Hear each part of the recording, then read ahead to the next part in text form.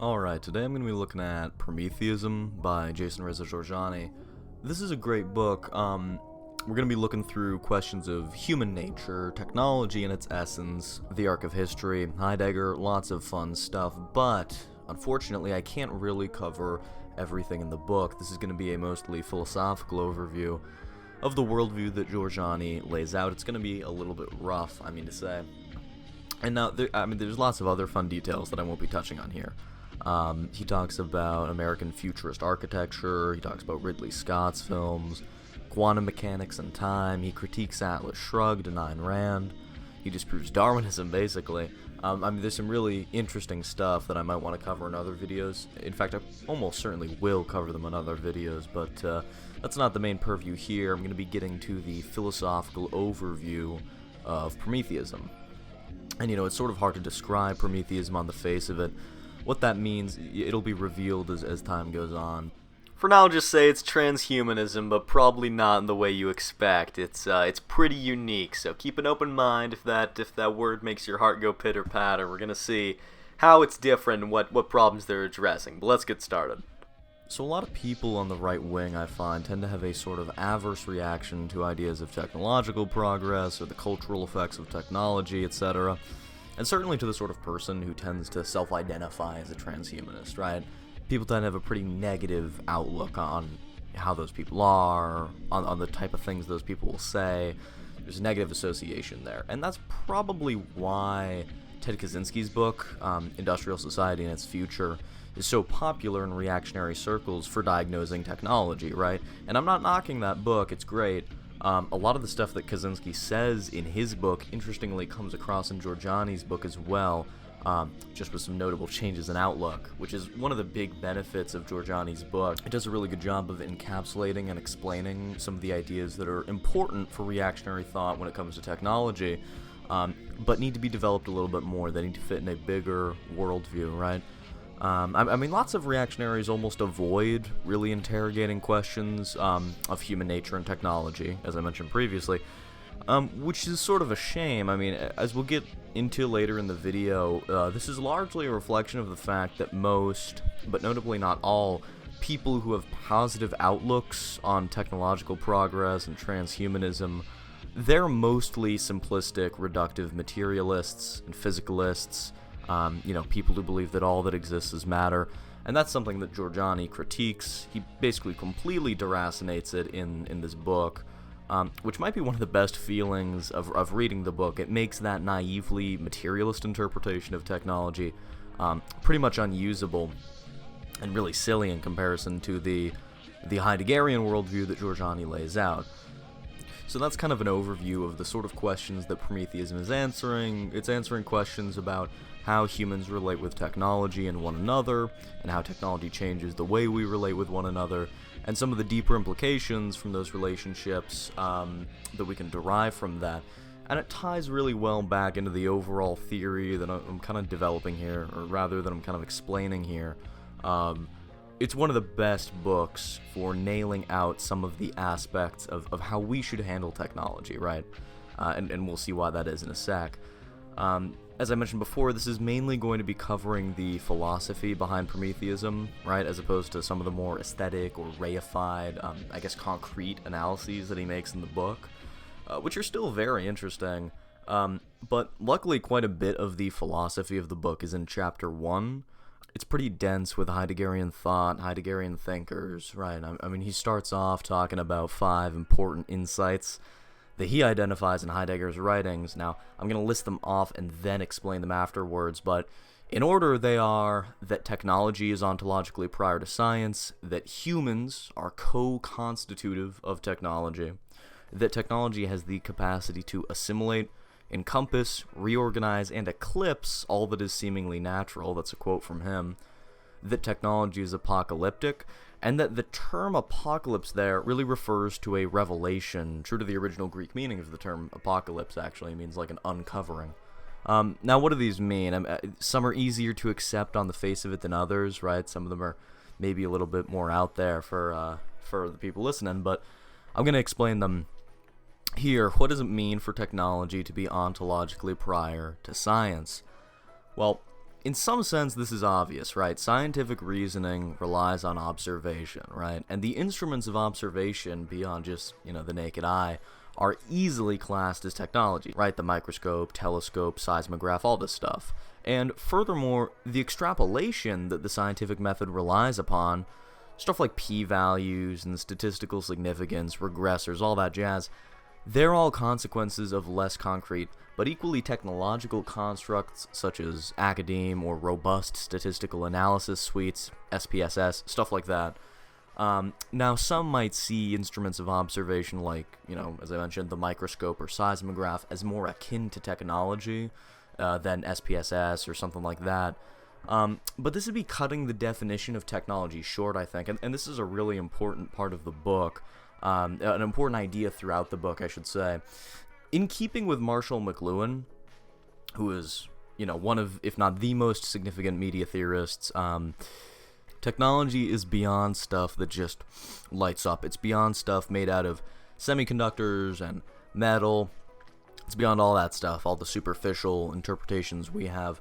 Technology, in McLuhan's definition, which for him is in the context of media studies, but this applies for us too, it's any externalization of ourselves, right? So from McLuhan, language is just as technological as computers are.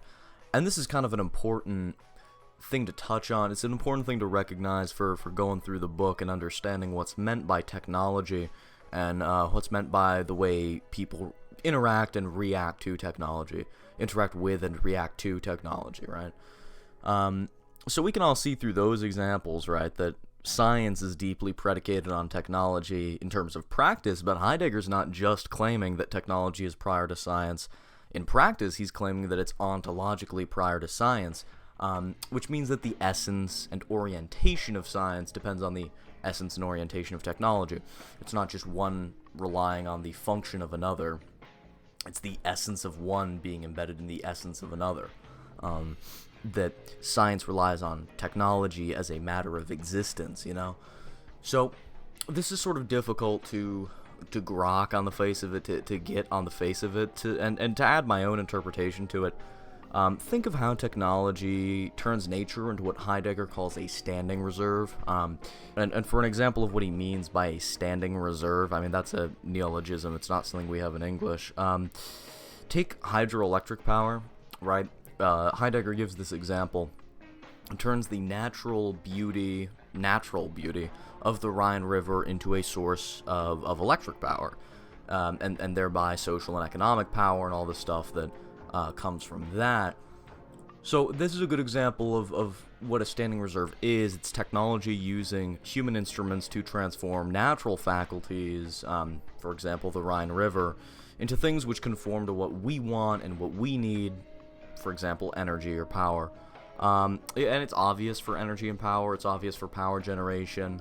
And somewhat less obvious, but equally true, it applies to computers and phones. And with a little bit of thinking, you can kind of see how that's true. But it's even true of language, the first real technology, as McLuhan sees it and as I see it.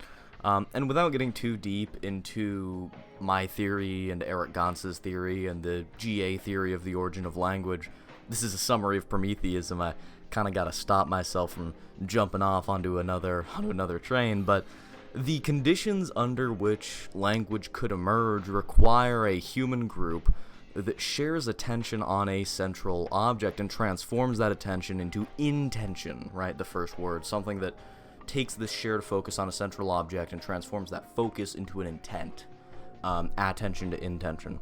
So, I mean, at some point in the near future, I want to do a video summarizing the generative anthropological account of the origin of language, but we can see for now that technology has this common pattern of externalizing ourselves with a certain goal in mind, right? Making life easier, achieving creative fulfillment, stuff like that. It's goal-oriented and externalized.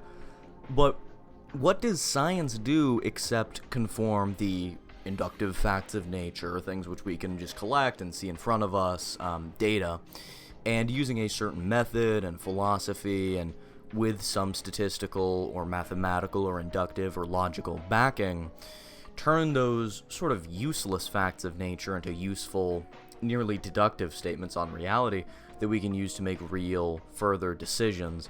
And to see what I meant by nearly deductive, I mean, that might have been weird phraseology, but I recommend everyone check out Luke Smith's podcast on the scientific method and the null ritual and stuff like that.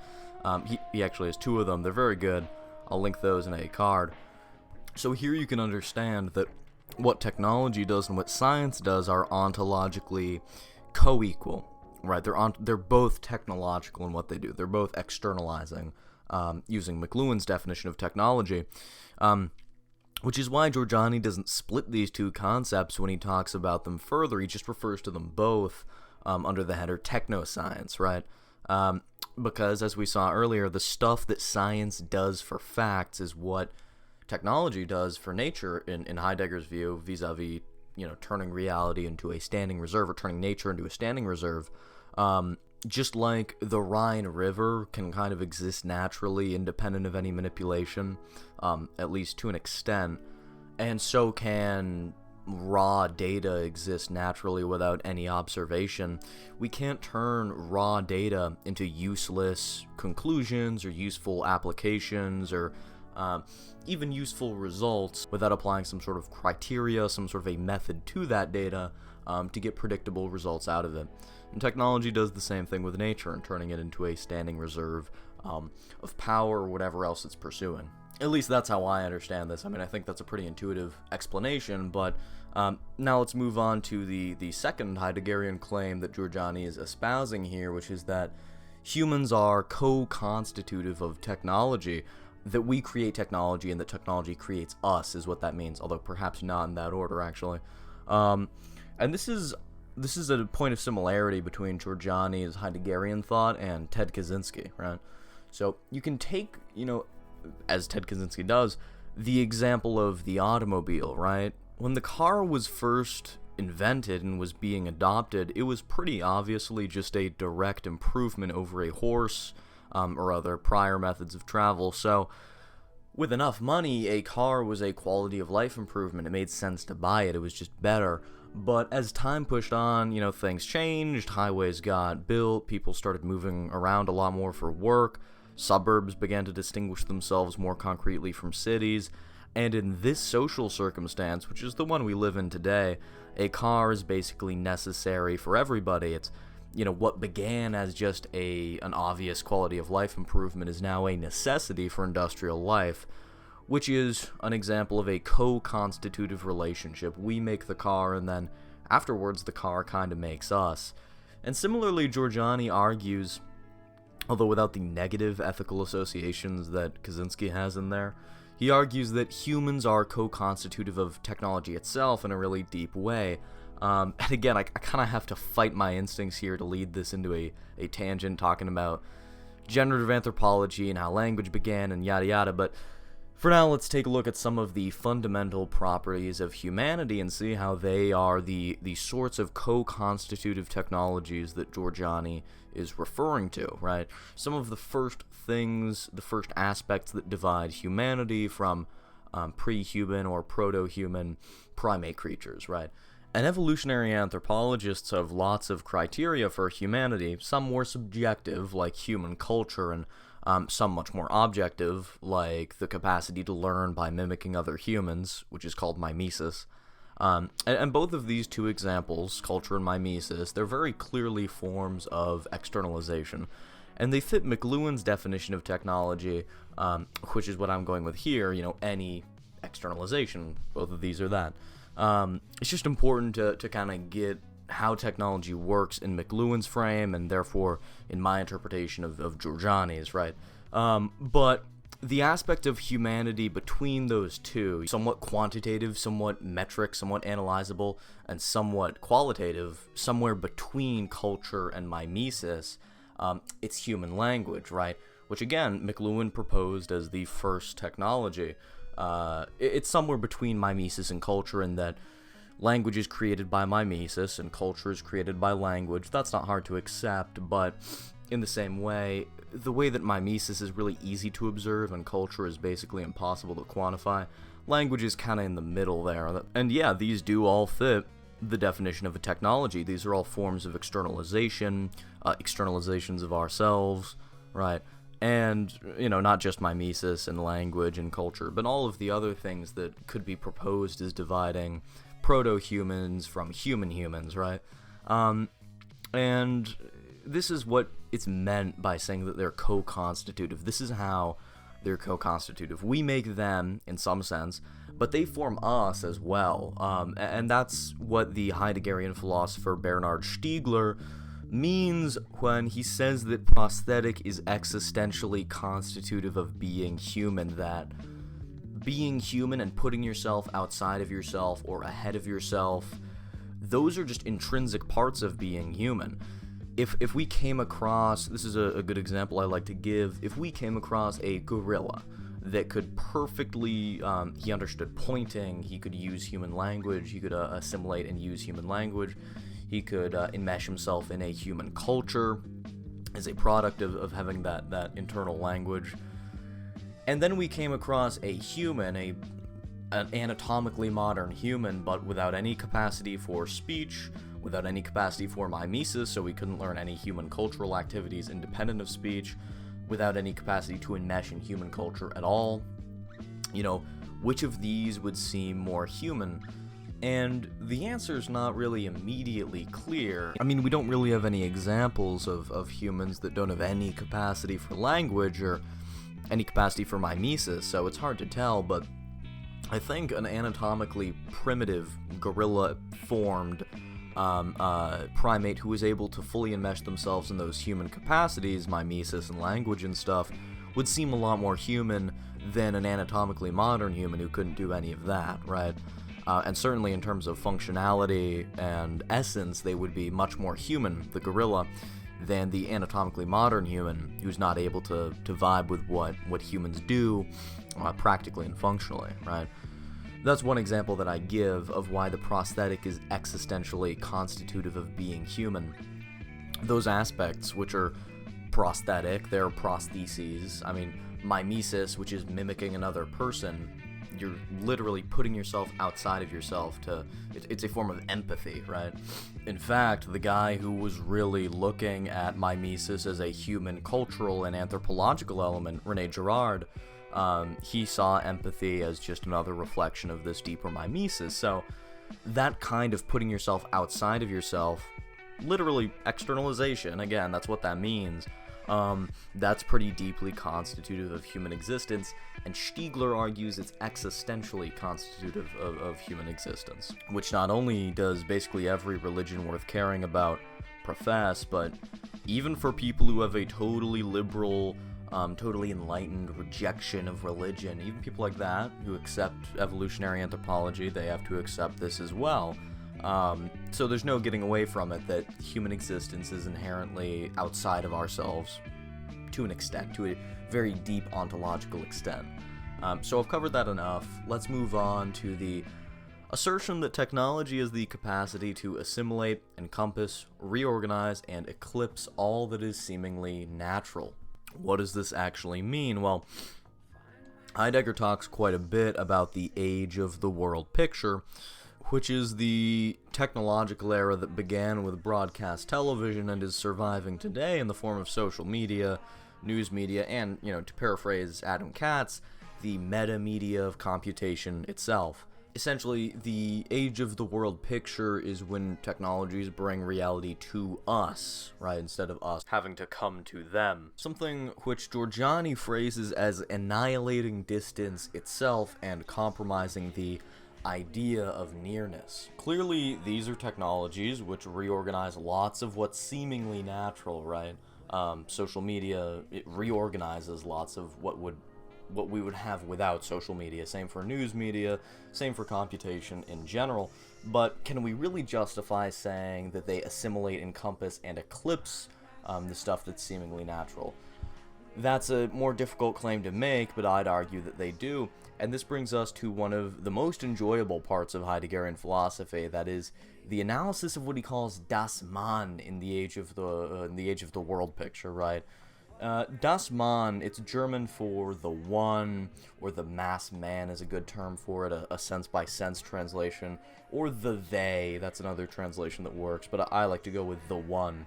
And it's an entity which Jorjani describes as, quote, the faceless public that for the most part dictates what one does from within oneself as an internalized voice.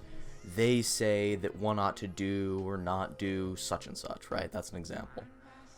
He continues to say, both the they and the one are as anonymous as they are authoritative and universal in this formulation, which implicitly governs not only social life but also private conduct for most people most of the time.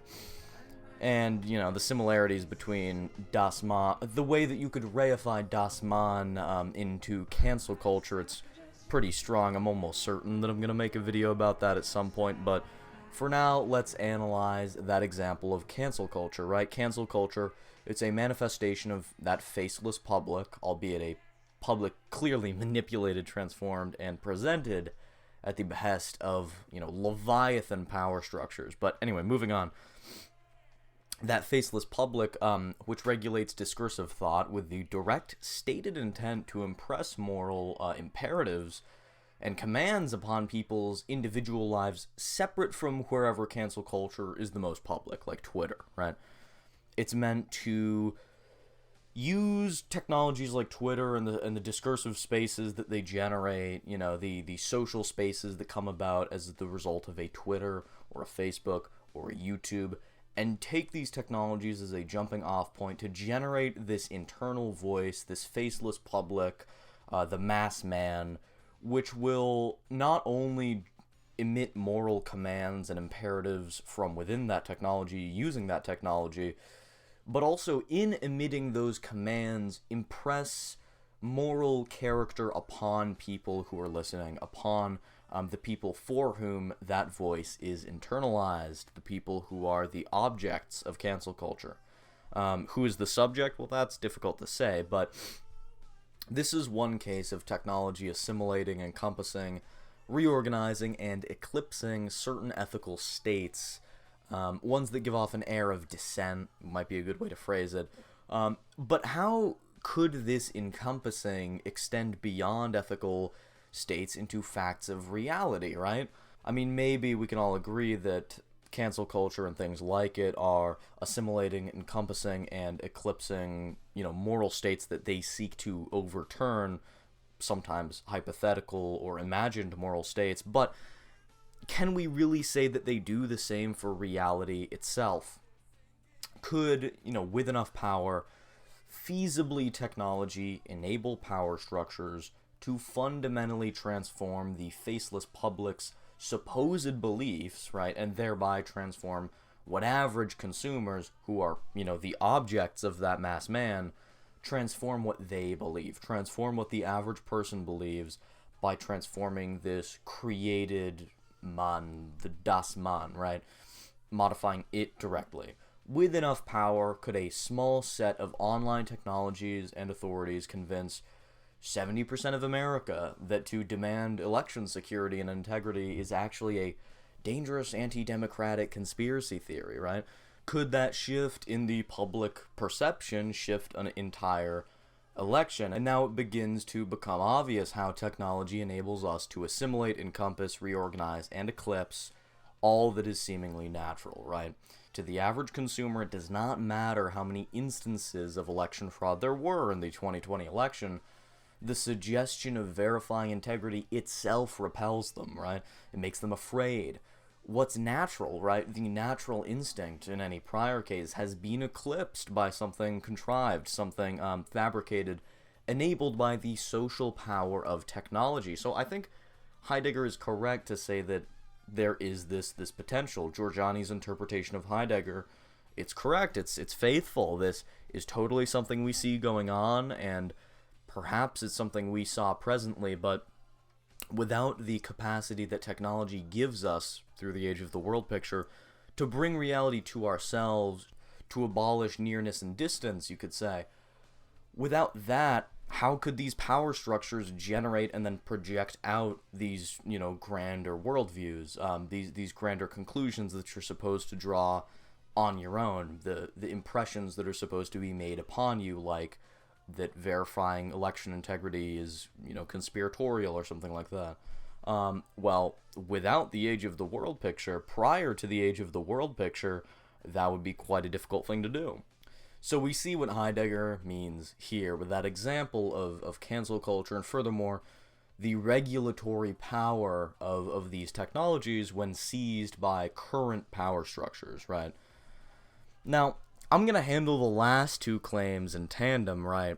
The last two of the 5 claims that Jorjani was looking at in Heidegger, which are that technology is apocalyptic, and that apocalypse is not just eschaton, it's not just the end of the world, but instead it's a revelation or uncovering, which, by the way, is the original Greek meaning of that term. It comes from apokalypsis, which means an uncovering or, revealing, the stuff the revelation means. So, justifying the concept of this apocalypse, justifying that this apocalyptic revelatory vision might be correct, let's ask the question, is it foreseeable that technology could develop such that humanity as we know it is transformed in some fundamental way, right? That's basically the fundamental thesis of transhumanism. To answer yes to that question is basically to answer yes to transhumanism. And, in some sense, it's becoming more and more difficult to confidently answer no to it. But even asking or answering this question of whether technology will fundamentally transform humanity, it sort of misses the mark, right? As we saw just a moment ago, human nature is deeply technological. It's inextricable from technological externalizing essence, right? As reactionaries, we reject the unfounded liberal hypothesis of an atomic individual without any connection to society, an individual in the state of nature is one phrase that they use. We don't believe in a state of nature. It's reactionary thought is fundamentally dependent and predicated on accepting that we as humans, we're not just blobs of individual matter. We're not just agents for rationality to manifest. We're socially and spiritually connected to and dependent on things outside of ourselves, right? Without the soul, without language, the written word, without the capacity to enmesh in a human culture, would we really be human, right? And that's the reason that you kind of need to handle these two questions at once. Is it apocalyptic, and is that apocalypse revelatory? You can't separate those two questions. It is what a lot of people would consider apocalyptic, and it is true. You can handle technological development wrong. Not all technological development is good. It could be really bad, but there is completely the possibility that the kind of extension that we see in technology, the kind of things that technology will bring to the brink, that technology will bring to the breaking point, those things are not inhuman. Those are part of the essence of humanity. The act of manifesting those is part of the essence of humanity. The apocalypse of transhumanism, that is to say, isn't the end of the world. It's not eschaton, like I said. It's not just stuff falling apart, It's revealing deeper stuff about what it means to be human, and it's a kind of a revelation, right? And this is not, woo-woo spirituality. This is not, what the bleep do we know hypotheses about, we're gonna make machines and then we'll learn everything about how consciousness works by looking at the neurons and the neurochemistry in the brain. That's not what this is. This ties into Jorjani's broader refutation of that naive materialism that I'm making fun of and physicalism. But for now, let's look at one example, right? To really show how this can be applied in making liberalism and materialism unusable. And that is, liberals and materialists today tend not to believe in the soul at all. I mean, they used to, but almost none of them are substance dualists today. Again, substance dualists, they're people who believe that there's a substance of matter and a substance of consciousness or the soul or free will, and that these two substances are different things, right? Rather, liberals tend to believe that consciousness is epiphenomenal, that consciousness is just an epiphenomenon of the electrochemical interactions in our brain. That means that the electrochemical stuff in our neurons, the reactions between our neurons, are the physical things that give rise to consciousness, which itself puts primacy, it gives ultimate value to the matter, to the matter of your neurons, right? instead of to a structure, a substance of the soul or of consciousness, right? And, there's some biological facts which make this a pretty narrow and weak conclusion. I mean, the hindbrain, the limbic system, the part of our brain that's much, much older and much less, quote-unquote intelligent than the cortex, which is the outer brain, the stuff we developed more recently, the stuff associated with intelligence, with language, with visual spatial cortex as we use it in language. That stuff developed way later. So if consciousness is a result of just neurons interacting, then you could, I guess, accept that perhaps all animals are conscious in the way that we are, which seems unusual. Or you could argue that the consciousness is really in the cortex, but the consciousness doesn't have control.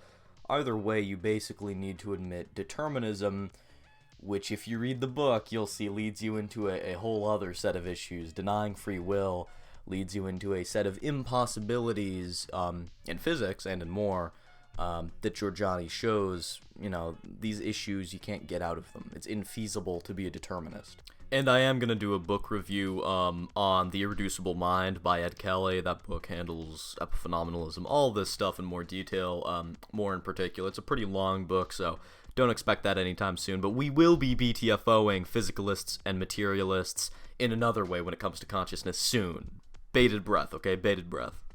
But beyond those biological facts that you basically have to reject free will to believe this, look at the facts of externalization present around us every day. I mean, paraphrasing Elon Musk, which is kind of cringe, but this is a quote I agree with. Computation is a kind of third layer of the brain. It's like further out than the cortex. When you use your phone, when you use your computer, you're engaging with an outside layer of intelligence to an extent. Now, not always, right? I mean, a to-do list and social media, those are both computational, but one of them is more social and one of them is more cognitive, and I get that. But, you can look at programs, to-do lists, Anki, stuff like this. They are an externalization of your brain, to an extent.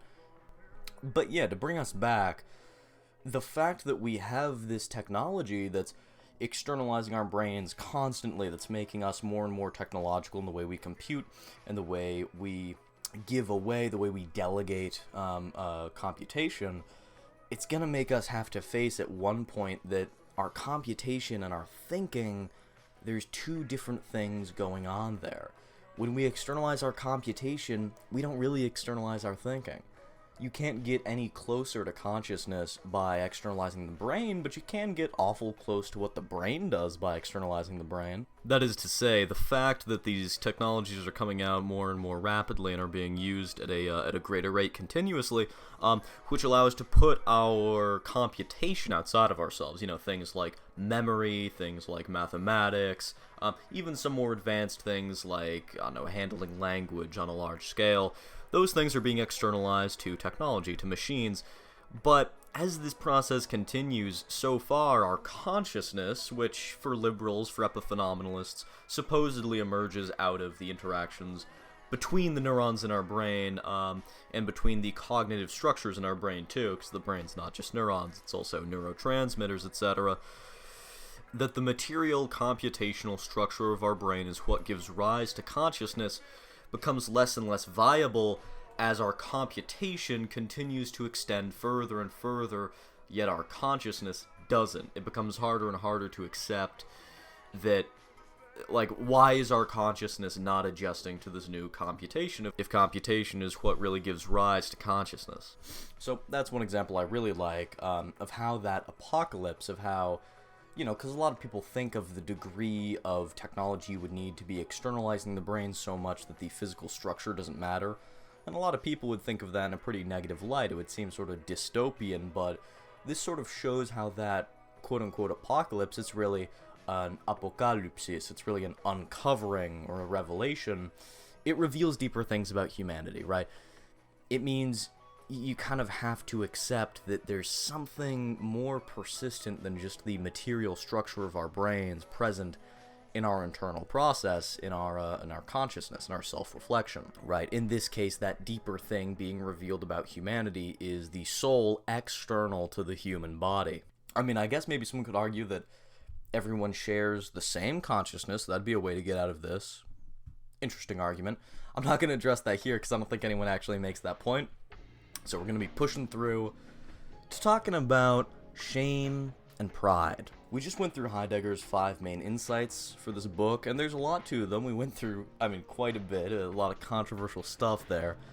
But Jorjani also mentions further Heideggerian philosophers that refine some of his ideas further, those being Bernhard Stiegler and Günther Anders. And now, since I've already addressed a couple of Stiegler's points indirectly, I'm going to be looking at Günther Anders here, and his main idea, which is significant for Prometheism, which is the distinction between Promethean shame and Promethean pride, right? And you'll see the simile to the book title there. Promethean shame is Anders' term for a phenomenon that we all understand but don't really have a word for. That is, in Anders' words, quote, the shame when confronted by the humiliatingly high quality of fabricated things, right?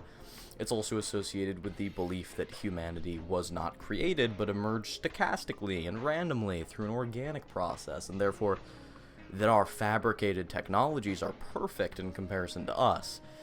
And this is contrasted with Promethean pride, the opposite of that shame.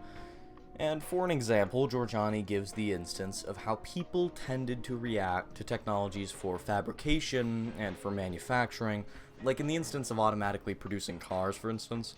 And when presented with that technological shift and improvement in efficiency, most people wouldn't say, look what we can do, look at how well we can make cars. When they see the machine making these cars very efficiently, they would say, look what the machine can do, right? That's the contrast between Promethean shame and pride. One's appreciating the created thing, and the other is appreciating its creator, the thing that made it. It's probably more than a coincidence that Promethean shame naturally accompanies the belief that humanity was not created externally, but instead came into existence through happenstance.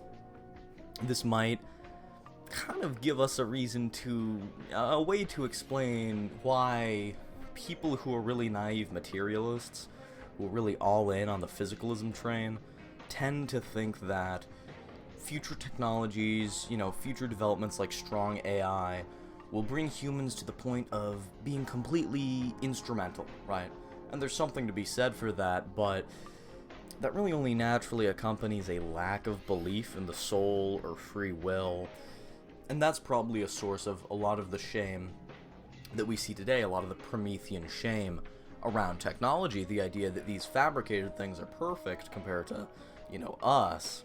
There's an inextricable connection with materialism there, but Jorjani clearly advocates for pride and not for shame, for Promethean pride and not for Promethean shame.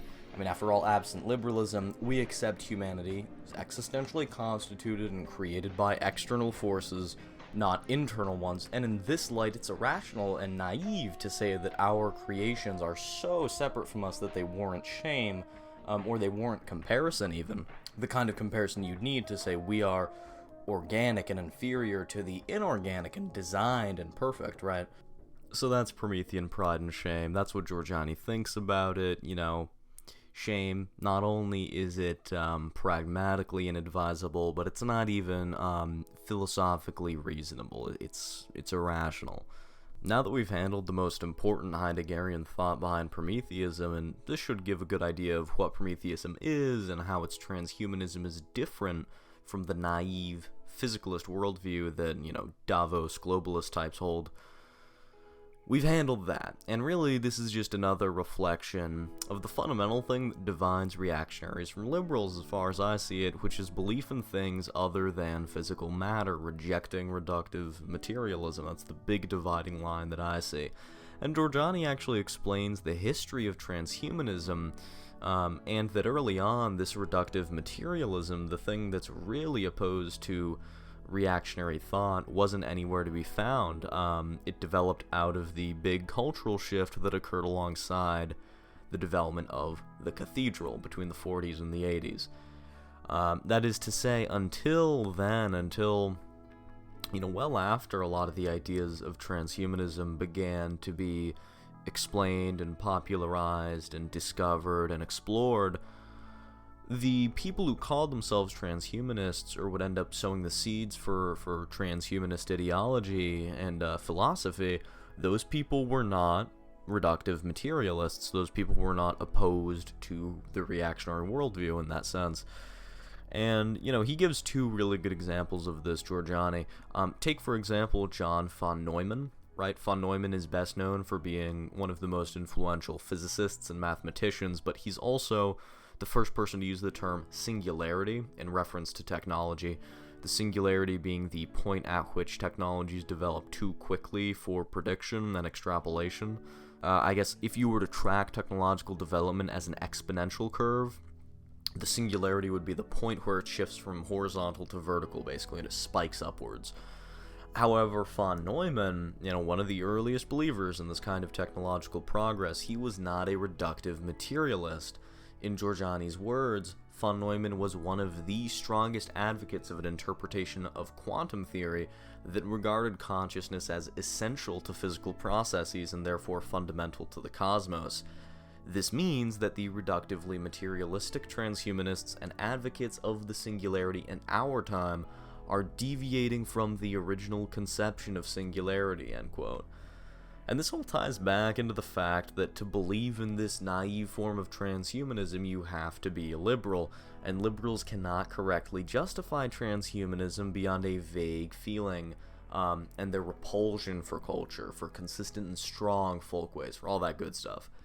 And if you're a liberal, the natural conclusion of your worldview is this physicalism and repulsion for culture and folkways, while transhumanism becomes this really watered down, this really lukewarm concept that actually is not philosophically grounded. That's part of why we see the really influential mathematician von Neumann, who developed that theory, who developed the idea of the singularity, I guess is how I'd phrase it, that his worldview is almost as different as you can get from a lot of the I freaking love science, Joe Rogan types who would really be all in on the materialism here.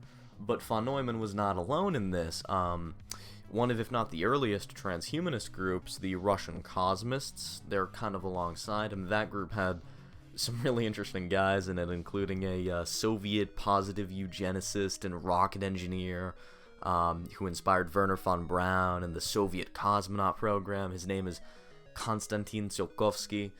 Really interesting people. I mean, you got a lot of colorful figures in this movement. And these are another instance of anti-materialist transhumanists from history. Quoting Jorjani again here, quote, "These men certainly did not share the overly reductionist view of engineering superhuman intelligence that is championed by materialistic transhumanists today, such as Ray Kurzweil. Rather, Russian cosmism was a movement as spiritual as it was techno-scientific. Its aim was to use technology in order to bring about the resurrection of the dead and to populate the entire cosmos with eugenically engineered cosmonauts who would transform outer space into the kingdom of heaven." So very clearly a Christian, an immaterial impetus behind that. And for my Christian audience wondering, resurrection of the dead is not actually a heretical belief in and of itself. Before the final judgment, that is. There's actually a good quote from St. John of Damascus that shows that this is feasible. It's, I don't want to dip too far into theology. It would be easier for a monergist to justify this than a synergist, and Orthodox people are never monergists, but this is a whole discussion to have. It's at the very least not flatly heretical. So, in case you were wondering, in case that sounded like, entirely heterodox, it's not entirely, right? And these are two perfect examples of the first transhumanists, the Russian cosmists and John von Neumann. These guys understood technology and human nature and transhumanism better than, Davos folks or George Soros or any other cringe materialists who are alive, right now. But only the latter are naive physicalists. Only the worst of transhumanists are physicalists, right? And, kind of makes it pretty obvious the issue today is physicalism in all its forms, which transhumanism actually doesn't have any relation to. and in fact really cannot work alongside. I mean, we're seeing that all of the materialist conceptions of transhumanism, they're really recent, and they don't really go anywhere. They're not that justified. They don't have that much backing to them. This is one of the most important parts of Prometheism, that Jorjani basically completely deracinates the possibility of being a transhumanist and a materialist, of a transhumanist and a physicalist. You need to accept that there's free will, you need to accept that there is some structure of consciousness or the soul outside of matter, which kind of goes hand in hand with free will.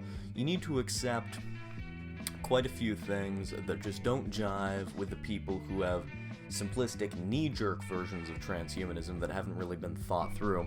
And most of those people tend to be the kind of liberal, the kind of left-wing materialist that we associate with transhumanists kind of automatically, and I think is why it gets a bad rap a lot of the time. But to see some other people who are maybe less clearly transhumanist, but certainly fit well into that ideology, Jorjani looks at Nietzsche, right, which is great. It's very fun. I'm going to be looking at two sections here. First, he discusses the divide that Nietzsche predicts between the Übermensch and the Untermensch. Jorjani interprets those two concepts in a transhumanist and an anthropological context. And here's how I describe it, right, starting with the Untermensch and moving on to the Übermensch. For an example of what I'm thinking here, of the way I'd phrase Jorjani's interpretation best, in Japan, there's a type of person called a Hikikomori, right? Hikikomori literally translates to staying within or staying inside, I think, and it refers to this emerging character that doesn't really leave their homes. They spend the day playing video games or consuming entertainment, staying in their parents' homes for long periods of time, well past adult age, dropping out of school, not leaving their rooms for days on end, stuff like that, right? And we kind of get what this is, but in Japan it's a remarkably regular phenomenon, right? It's a very unusual cultural entity, and for now it's relegated to Japan, at least mostly, but it's easily foreseeable that this phenomenon would make its way to the rest of the world as the way we interact with each other shifts because of the influence of technology, which we demonstrated earlier. It requires a combination of extremely accessible living faculties and widely available entertainment, all this stuff, and this is what I think the first reflex of the Untermensch is. To quote Nietzsche through Jorjani, quote, "The increasing dwarfing of man is precisely the driving force that brings to mind the breeding of a stronger race, a race that would be excessive precisely where the dwarfed species was weak and growing weaker in will, responsibility, self-assurance, ability to posit goals for oneself," end quote. And to say that technology exploits our weaknesses and makes us grow weaker in will, responsibility, self-assurance, and ability to posit goals for ourselves is beginning to become passé. That's pretty much obvious. It's exploiting weaknesses in a lot of people. And Jorjani explains the cause and destination of that process, saying, quote, "This mechanization is supposed to, in the early stages, intensify the degeneration of mass man into the last man, making his life more and more comfortable, but then it will eventually enmesh and assimilate the last man, right? The last man being the Untermensch."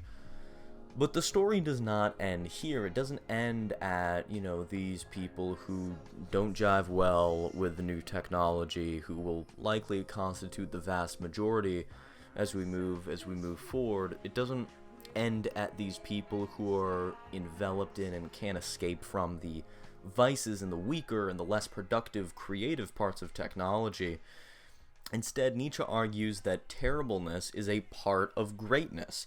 So not only are we growing weaker in those faculties, but there also has to be the opposite effect. A small contingent of people with the opposite, with extreme strength in will, responsibility, self-assurance, and ability to posit goals, will emerge alongside the last men, the Untermenschen, the Hikikomori, all these people who create these technologies or exploit them to creative ends become massively more successful and powerful than they would without these technologies, right? This is how the bifurcation works in Nietzsche's view. There's the Übermensch and the Untermensch. People who use these new social environments to make companies or productively manipulate the market, people who use it to creative ends, to effective ends, and then people who fall into the traps that are kind of laying everywhere by the not just the age of the world picture as we looked at, but also the changing times and the rapid shift in social environment as technology continues to accelerate. And this is a pretty interesting projection of the future from the angle of Nietzsche. Its implications are pretty broad, but Jorjani makes an equally interesting analysis of Nietzsche when it comes to the force of history, which is the other Nietzschean analysis, the second of the two. Essentially, Jorjani is contrasting the Hegelian interpretation of history with the Nietzschean form on a very high level. Maybe a meta level would be the correct term. For those who aren't privy to it, Jorjani describes the Hegelian worldview of history, saying, quote, Hegel conceived of this, historical development, in terms of the evolution of consciousness by means of dialectical tensions, at work in the psychosocial structure of all domains of human life, from religion and science to artistic styles and political systems. So that is to say, the conflicting, contrasted elements that combat one another and produce a synthesis, which is a pattern that repeats itself endlessly, right? And Karl Marx uses an underdeveloped version of this for his theory of history, dialectical materialism.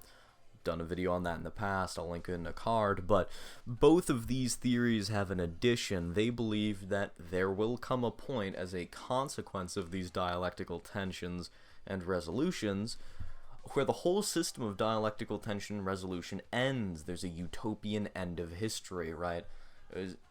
Jorjani phrases this as basically a turning point in their worldview, quote, which is not the end of events taking place, but the point past which human societies and the systems of knowledge upon which they're grounded will no longer be torn apart and reconstituted by the violence of dialectical tension. That the system, the process that characterized historical developments and historical progress will at one point completely end, and the system of history as we know it will be transformed. It's an end of history. There's still events, but they don't follow this historical pattern. This sort of thinking is called Whig historiography, or teleological history, you could say, in a more fancy way.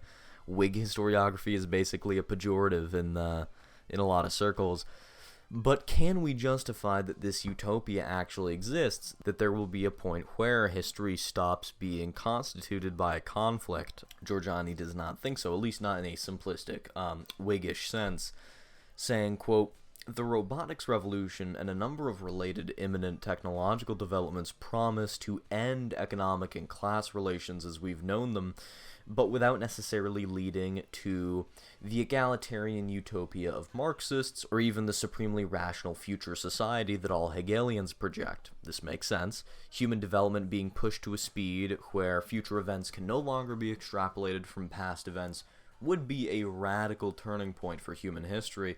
But even if it ended the thing we now call history, it certainly would not end with us at the apotheosis or the zenith or the peak point of whatever project history is trying to conclude, right? It's not immediately obvious, right, that at the end of this form of historical progress as we have it presently, that we would be at this supremely rational end of history, that we would be in a good state. It's not immediately obvious that this would really be the conclusion so much as it would be where we've paused, where we've left off, is I guess how I'd phrase it. And Jorjani's not alone on this. Nietzsche makes specific that he disagrees with Hegel on history, saying, quote, it is clear what I combat is economic optimism, as if increasing expenditure of everybody must necessarily involve the increasing welfare of everybody. The opposite seems to me to be the case. Expenditure of everybody amounts to a collective loss. Man is diminished, so one no longer knows what aim this tremendous process has served. And this connects us back into the Übermensch-Untermensch divide from earlier, but he also mentions the tremendous process of history, which he certainly doesn't believe ends at a utopian post-historical future, right? He doesn't believe that we'll reach this point where everything has become rational. He believes that those forces of power dynamics, of power conflicts, I guess, that the will to power is a part of nature. It doesn't end with, for example, in the Marxist worldview, the conclusion of class conflict when the industrial laborers and the proletariat, industrial laborers aren't really a thing so much anymore, but whenever the workers, I guess I'll say, seize the means of production, no, it's not immediately obvious that even if that did happen, it would be the conclusion of dialectical tension and a resolution for all of the historical processes we've seen as we know them. It seems more like it may paradigmatically change, but it'll just be a rephrasing of the same will to power that we've seen manifest through all of history, through all of human history, through all of human interactions, right? Now, I referenced earlier the fact that the idea that strong AI is what's going to bring us to the singularity, or the revelatory point of technological development that I mentioned earlier. It's actually pretty unlikely that strong AI is what's going to cause that. This is something you hear Elon Musk types say quite a bit, and I like Elon Musk, I'm not knocking him. But Jorjani references the author Werner Vinge, who believes that there are 4 possible pathways to technological singularity, and one of them is strong AI, or AI in any capacity, but the others are as follows. 1. Human-computer informational meshes. 2. Cybernetic additions to human persons or culture. And 3. Genetic engineering of human persons, or any combination of those 4. And these sound a lot more unusual than they actually are. I mean, this is kind of lucrative phrasing, but human-computer informational meshes are really what Web 2.0 has become. That's what social media is. People donate shared attentionality to algorithms and advertisers through platforms which allow for novel communities and groups to form within them. That's what upcoming-based social media does in virtually all of its manifestations, and I'll link a Luke Smith video if you want to know what I mean by upcomies there. And as we looked over before, cybernetic additions to human persons or culture, that's not very outlandish. The way we interact with computers and phones is already kind of like this, and on the other hand, I think Elon Musk, coming back to him, is right when he says firms are now a kind of cybernetic collective. That pulls us back to the co-constitutive relationship we have with technology that I was mentioning earlier. And the third, genetic engineering, it's beginning to become feasible alongside the rapid growth of biotech we've seen in the past about decade and a half. But it's probably the least developed of the 4, with the exception of strong AI. So we see in all of these cases that of the 4 pathways to singularity, strong AI is only one of them, and it's also the only one which hasn't even begun yet, right? We haven't even begun to see what could become strong artificial intelligence. Maybe people propose GPT-3, but I don't want to get too technical. That's silly if they think that. But this is a reflection of a bigger thing. This comes back to one of the broader themes of this video and of Prometheism, which is that this idea of strong AI, it kind of comes from Promethean shame almost, and it's sort of difficult to see why. It almost comes from materialism, because it's willing to, shun, it's very conducive, I should say, to shunning the substantively unique properties of humanness, the substantively different soul or consciousness or free will of humanity. Now, there's lots of stuff I wanted to cover here that would probably be too tangential for a video summarizing the philosophy behind Prometheism, but I think I've covered most of the significant philosophical cornerstones here. Really, I've unfortunately covered relatively little, actually, compared to the whole book. Jorjani does deep analyses of paleoanthropology and mythology and physics, lots of stuff that I couldn't cover here in detail. I'll for sure be looking at those aspects of the book in future videos. I might let myself dip into generative anthropology a little bit as well, since this book lends itself very well to GA analyses of human nature and the philosophy here.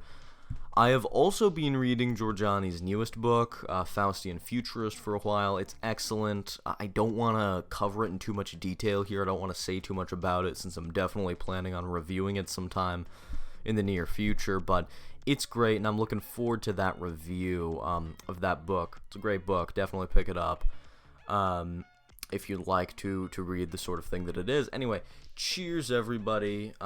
Be back soon, I hope. I mean, daily videos didn't really work out, did they? But I've been working on this video. Hey, I'm going to college soon, okay? I've been planning college stuff for a while, so cut me some slack, okay? But anyway, cheers. Have a good one.